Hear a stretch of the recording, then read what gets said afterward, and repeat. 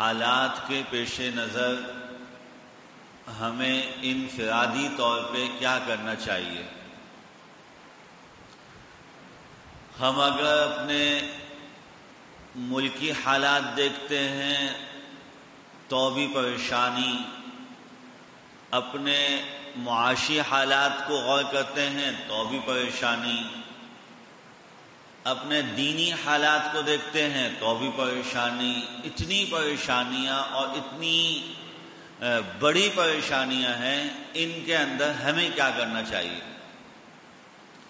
پہلی چیز گزشتہ ہفتے عرض کر دی تھی، توبہ، کہ ہر آدمی کو اپنے گناہ سے توبہ کرنی چاہیے، توبہ مانگنی چاہیے۔ اس کو یوں ذرا سمجھیں کہ اگر دو آدمیوں میں لڑائی ہو جائے، اکثر زندگی کے اندر ہر کسی کے ساتھ اس قسم کے مسائل پیش آتے ہیں۔ دو آدمیوں میں لڑائی ہو جائے، کبھی وہ دو بھائیوں میں ہو جاتی ہے، کبھی وہ بہن بھائی میں بھی ہو جاتی ہے، کبھی وہ باپ بیٹے میں بھی ہو جاتی ہے، کبھی وہ ماں اور اولاد میں بھی ہو جاتی ہے، کبھی وہ دنیا میں دیگر لوگوں سے ہوتی رہتی ہے۔ واسطہ اس کا پڑتا ہے بہت بڑی تعداد میں، یوں کہنا مبالغہ نہیں کہ ہر کسی کا اس سے واسطہ پڑتا ہے۔ تھوڑی دیر کے لیے یہ سوچیں کہ جب دو آدمیوں میں لڑائی ہو جائے، ناراضگی ہو جائے، دونوں میں سے کوئی ایک مرتبے میں زیادہ ہوگا، ایک کم ہوگا، اگرچہ ہر ایک اپنے کو زیادہ سمجھتا ہے اور دوسرے کو کم سمجھتا ہے، یہ ایک اصول ہے، ہر ایک اپنے آپ کو حق پہ سمجھتا ہے۔ لڑائی ہوتی جب ہے جب کوئی ایک یہ سمجھتا ہے کہ میں حق پہ ہوں اور دوسرا ناحق ہے۔ لڑائی اختلاف کی نوبت یہی ہوتی ہے کہ میری بات، میں نے جو کہا ہے وہ اصل، ایسا ہوتا ہے۔ یہ لڑائی ایک دن رہے، یہ لڑائی ایک گھنٹہ رہے، یہ لڑائی ایک سال رہے، یہ لڑائی زندگی بھر رہے، ہر شخص ذرا اس کو تھوڑی دیر کے لیے سوچ لے کہ جب یہ لڑائی ہوتی ہے اور جب تک رہتی ہے، ایک ذہن، وجود، سوچ، فکر، ہر چیز متاثر ہوتی ہے کہ نہیں ہوتی ہے؟ ہر چیز متاثر ہوتی ہے۔ وہ ایسا ہے، وہ ایسا ہے، وہ یوں ہے، میرا بس چلے تو بس میں اس کو یوں کر دوں، میرا اگر اختیار ہو نا تو اس کو ختم کر، یہ مختلف قسم کی سوچیں ہوتی ہیں۔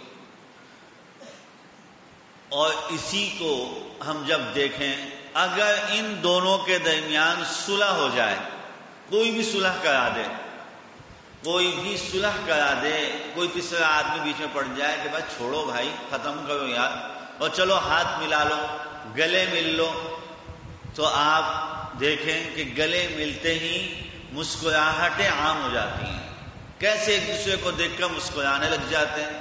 ایک کل تک جو ایک دوسرے کی شکل دیکھنے کو تیار نہیں تھے، وہ اب ایک دوسرے کے ساتھ ہاتھ ملا کے گھنٹوں گھنٹوں بیٹھے رہتے ہیں۔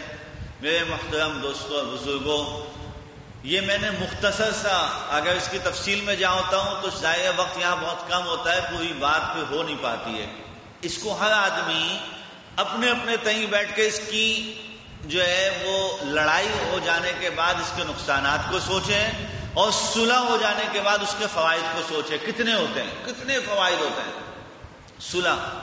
اور صلح کی وہ صورت جس میں کوئی تیسرا آدمی شریک نہ ہو، بلکہ ان دو جھگڑے کرنے والوں میں سے ہی ایک جا کے کہے کہ یار جو ہوا آپ دل صاف کیجئے، میں نے آپ کو معاف کیا، آپ بلا اللہ کے لیے مجھے بھی معاف کر دیجئے۔ یہ صورت اور زیادہ اچھی ہوتی ہے صلح کی، کتنا حوصلہ دوسرے کو ہو جاتا ہے۔ میرے محترم دوستوں بزرگوں، جو آیت قرآن پاک کی میں نے پڑھی اس میں کیا فرمایا؟ رب المشرق والمغرب، مشرق اور مغرب کا پالنے والا، جب وہ ہم سے ناراض ہوتا ہے تو اب ذرا سوچئے، گویا کہ دو آدمیوں کی، دو لوگوں کی آپس میں یہ ناراضگیاں ہو گئیں، اللہ ناراض ہو گیا، ایک جہت سے ناراض ہو گیا، اور اس کے اور بندے کے مرتبے کے اندر کوئی برابری ہے ہی نہیں، وہ مرتبے میں بڑا ہے۔ دنیا میں تو یہ ہوتا ہے نا، وہ کہہ رہے ہیں میں حق پہ، وہ کہہ رہے ہیں اللہ کے ہاں تو ہے ہی اللہ حق ہے۔ اللہ حق ہے، اللہ ہی کامل ہے، اللہ ہی اکمل ہے، ان کے مقابلے میں کوئی کچھ ہے ہی نہیں۔ لیکن جب اللہ ناراض ہو گیا، میرے محترم دوستوں اور بزرگوں، اب اللہ کے قریب بھی کوئی فکر نہیں آتی، فکر مخالف کی طرف ہوگی، فکر مخالف کی طرف ہوگی۔ اور فکر کیسے ہوگی؟ آپ دیکھ لیجئے، کوئی معاش سے پریشان، کوئی حالات سے پریشان، کوئی روزگار سے پریشان، کوئی شادیاں نہ ہونے سے پریشان، کسی کے ہاں شادیاں ہو کر پریشان، کوئی اولاد نہ ہونے پہ پریشان، کسی کے ہاں اولاد ہونے کے بعد پریشانی۔ کتنے معاملات ہیں، کتنے معاملات ہیں، کتنے معاملات ہیں۔